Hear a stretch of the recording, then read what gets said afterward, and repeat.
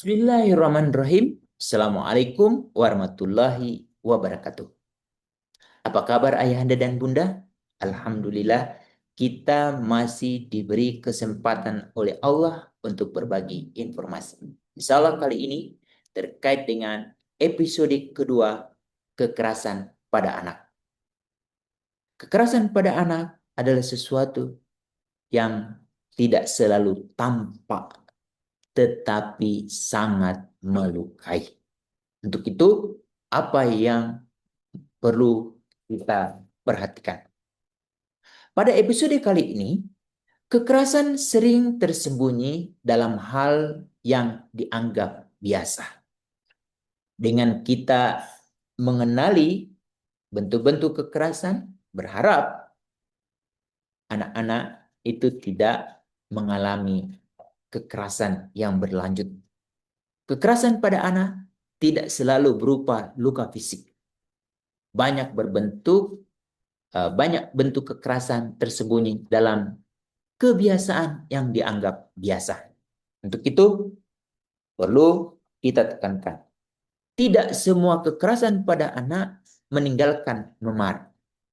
Ada yang tidak terlihat di tubuh, tetapi tinggal lama sekali di hati dan ingatan anak. Terutama orang-orang dewasa di sekitar anak sering berkata, itu aja kamu tidak bisa. Itu sudah bentuk kekerasan. Itu sis. Kemudian, apa saja bentuk kekerasan yang ada? Kalau kita mendalami, ada 5 undang-undang. Pertama, Undang-Undang Nomor 23 Tahun 2002. Undang-Undang Nomor 23 Tahun 2004. Undang-Undang Nomor 35 Tahun 2014. Undang-Undang Nomor 17 Tahun 2016. Dan yang terakhir, Undang-Undang Nomor 12 Tahun 2022. Di 5 undang-undang itu sengaja diinvestasikan oleh negara untuk memastikan anak-anak terpenuhi hak konstitusinya sebagaimana yang diatur di pasal 28B ayat 2, yaitu setiap anak berhak terlindungi dari kekerasan. Apa saja bentuk-bentuk kekerasan yang sering dialami oleh anak-anak? Pertama, bentuk fisik. Misalnya memukul, menampar, mencubit, atau menyakiti tubuh anak. Kedua, psikis. Membentak, menghina, mengancam, mempermalukan, dan merendahkan. Minimal berkata, itu udah psikis. Kemudian seksual. Sentuhan tidak aman, manipulasi, hal-hal yang terkait dengan rahasia, atau paparan seksual. Sebagaimana yang diatur melalui Undang-Undang Nomor 12 Tahun 2022. Kemudian penelantaran, mengabaikan kebutuhan emosi, kebutuhan kesehatan, kebutuhan pendidikan, dan pengawasan terhadap anak. Lalu yang terakhir adalah kekerasan dalam bentuk eksploitasi, menggunakan anak untuk keuntungan pihak lain secara ekonomi atau sosial. Belakangan ini, isu terkait dengan kekerasan seksual dan eksploitasi melalui daring ini mendapat perhatian atau melalui online. Untuk itu, yang penting perlu kita ingat bahwa kekerasan bisa hadir sebagai kebiasaan yang dianggap normal, padahal dampaknya sangat dalam.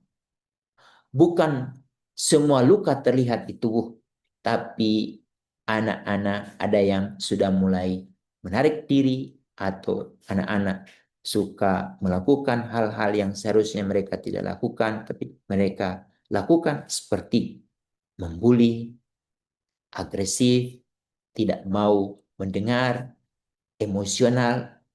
Yang penting aku yang benar. Itu tanda-tanda anak tersebut pernah mengalami kekerasan. Bila ayahanda dan bunda menemukan anak-anak seperti itu, berharap kita dengan lapang dada menerima dia, merangkul, memberikan pemahaman, tapi yang tidak kalah penting adalah membuat dia merasa diterima. Dengan begitu, kita akan dianggap sebagai orang penyelamat terhadap diri dia. Tapi sebaliknya, kita akan dianggap sebagai pelaku baru terhadap diri dia. Yang sering tidak kita sadari adalah luka yang tidak kasat mata. Ada bentuk-bentuk yang sering tidak nampak, tapi sebetulnya itu dapat kita identifikasi. Pertama, kekerasan psikis, bentakan, hinaan, ancaman, dan mempermalukan membuat anak merasa tidak dihargai.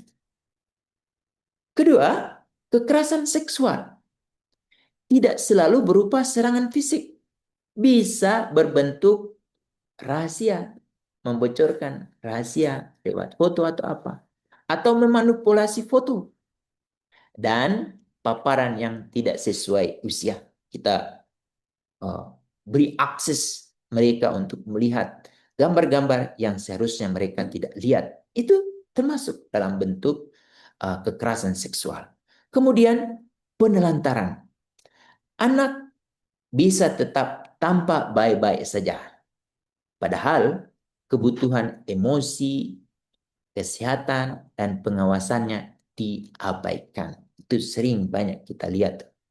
Untuk itu, ketika kita akan membahas kekerasan, bantu orang-orang yang ada di sekitar kita bahwa yang tidak terlihat justru sering paling lama tertinggal di diri anak-anak kita.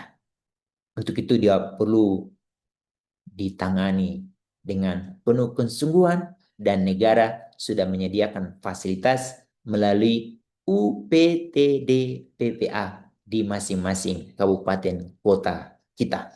Untuk itu, catat alamat, lokasi, nomor telepon yang mudah kita hubungi sehingga bila terjadi sesuatu atau bila kita ingin mendapatkan informasi terkait dengan banyak hal terkait dengan kekerasan, kita dapat memintakan mereka sebagai narasumber. Kemudian ada beberapa hal yang menjadi faktor risiko yang membuat kekerasan lebih mudah tumbuh.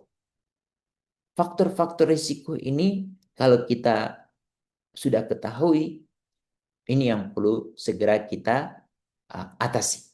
Pertama, stres pengasuhan.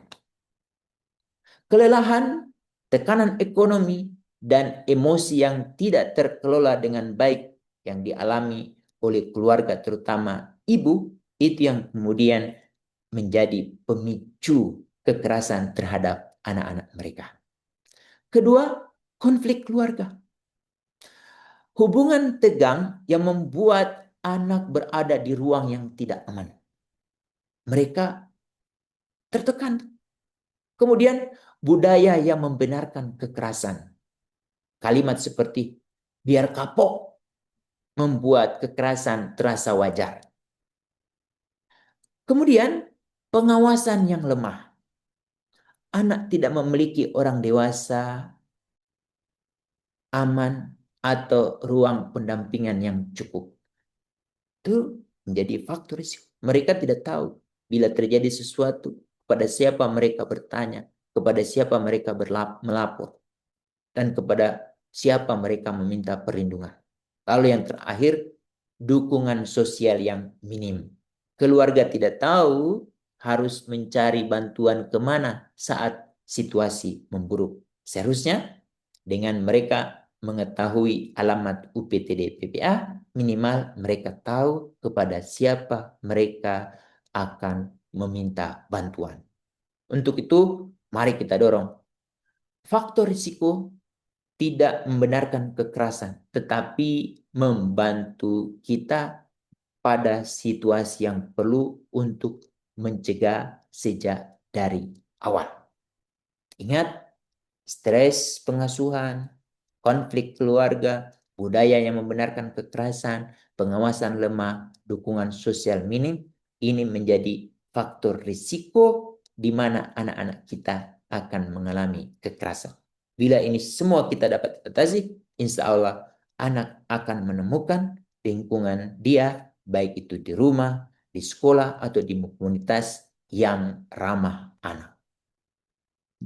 Tanda yang sering diabaikan orang dewasa, yang sering dialami oleh anak yang mengalami kekerasan.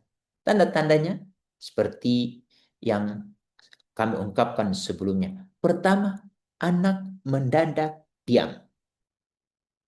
Kemungkinan dia mengalami salah satu dari bentuk-bentuk kekerasan. Kedua, anak marah dan mudah meledak-ledak. Ini biasanya dia sering mengalami kekerasan psikis, sering dibentak. Kemudian takut pada orang tertentu. Ini biasanya dia pernah mengalami kekerasan seksual. Lalu menolak melewati tempat-tempat tertentu. Ini juga bisa saja kekerasan psikis, ancaman, atau dia pernah mengalami kekerasan seksual. Lalu sulit tidur atau mimpi buruk. Ini biasanya kekerasan psikis atau kekerasan bentuk seksual. Lalu yang terakhir, perubahan perilaku yang tiba-tiba. Untuk itu, tubuh dan perilaku anak sering berbicara lebih dahulu sebelum anak bisa bercerita dengan kata-kata. Untuk itu, setiap ayah dan ibu atau orang dewasa di sekitar anak pasang mata, pasang telinga, dan pasang sensitivitas kita untuk memantau, mengawasi, dan bertanggung jawab terhadap anak-anak kita. Ini semua atas perintah pasal 72 ayat 3 huruf E. Undang-Undang nomor 35 tahun 2014 tentang perubahan atas Undang-Undang nomor 23 tahun 2002 tentang perlindungan anak. Apa yang perlu kita ketahui menyangkut prinsip do no harm sebagai respon orang dewasa yang tidak boleh menambah luka anak-anak yang mengalami kekerasan. Pertama, kita tenang atau menenangkan anak tersebut. Hadir dengan suara yang stabil dan tidak menakutkan. Dengar seperlunya dengan menggunakan telinga sebelah kanan. Sebelah kanan. Hindari memaksa anak untuk bercerita panjang. Biarkan detailan terkait pengungkapan ini menjadi tugas dari mereka yang diberi peran di UPTD PPA. Untuk itu, guru, kepala sekolah perlu menghindarkan ini. Ayah dan ibu perlu menghindarkan lebih detail. Kemudian yang ketiga, jaga privasi anak. Jangan menyebarkan cerita atau identitas anak, terutama melalui WhatsApp. Karena akan berdampak luas pada diri anak kita. Kemudian, amankan situasi. Pastikan anak jauh dari sumber ancaman. Lalu, yang tidak kalah penting, yang kelima, cari bantuan yang tepat. Hubungkan ke pihak atau layanan yang relevan. Dalam hal ini adalah UPTD PPA, Unit Pelayanan Teknis Terpadu Perlindungan Perempuan dan Anak di masing-masing kabupaten, kota, ayahanda dan bunda tinggal. Semua langkah awal harus diukur dari satu pertanyaan. Apakah membuat anak lebih aman? Ini pastikan. Kemudian yang harus perlu kita tekankan kali ini menyangkut pemahaman terkait dengan menanggapi atau respon. Respon yang keliru atau respon yang aman. Coba kita identifikasi mana nih respon yang keliru. Antara lain menginterogasi anak, mempermalukan atau menyalahkan anak. Kemudian menyebarkan cerita ke orang lain. Atau merespon dengan marah yang menakutkan. Sehingga anak tidak mampu lagi menceritakan segala hal yang dia ketahui. Tapi justru dia kembali lagi mengalami kekerasan yang baru. Harapannya adalah respon yang aman. Apa itu respon yang aman? Pertama, kita mendengar seperlunya. Detailannya nanti di petugas UPTD. Kedua, menenangkan anak terlebih dahulu. Ketiga, menjaga kerahasiaan anak. Tapi yang tidak kalah penting adalah segera mencari bantuan yang tepat. Tujuan respon bukan menggali semua detail, tetapi membuat anak aman dan tidak terluka untuk kedua kali. Ini berharap dapat diketahui oleh semua mereka yang bekerja dengan dan untuk anak. Baik itu di rumah, di komunitas, atau di sekolah. Ayahanda dan bunda, pada akhir sesi ini kita perlu menekankan kekerasan besar sering tumbuh dari hal-hal yang kecil yang terlalu lama dianggap wajar. Untuk itu, mari kita gunakan bahasa yang dipakai saat menegur anak. Kedua, hukuman yang selama ini dianggap biasa. Ketiga, pola pengawasan dan kehadiran orang dewasa yang tidak ada. Untuk itu, sebaliknya, mari kita gunakan bahasa yang tepat, hukuman, hindari melakukan penghukuman, tapi yang tidak kalah penting adalah bagaimana kita mengawasi dengan benar. Demikian, semoga apa yang kami sampaikan kali ini bermanfaat. Berharap mendapat ridho dari Allah dan kita sebagai orang dewasa yang sering bekerja untuk dan dengan anak itu selalu mendapatkan bimbingan dan cahaya dari Allah yang hari ini sudah lembut, berharap semakin lembut lagi dengan anak-anak kita. Demikian, Assalamualaikum warahmatullahi wabarakatuh.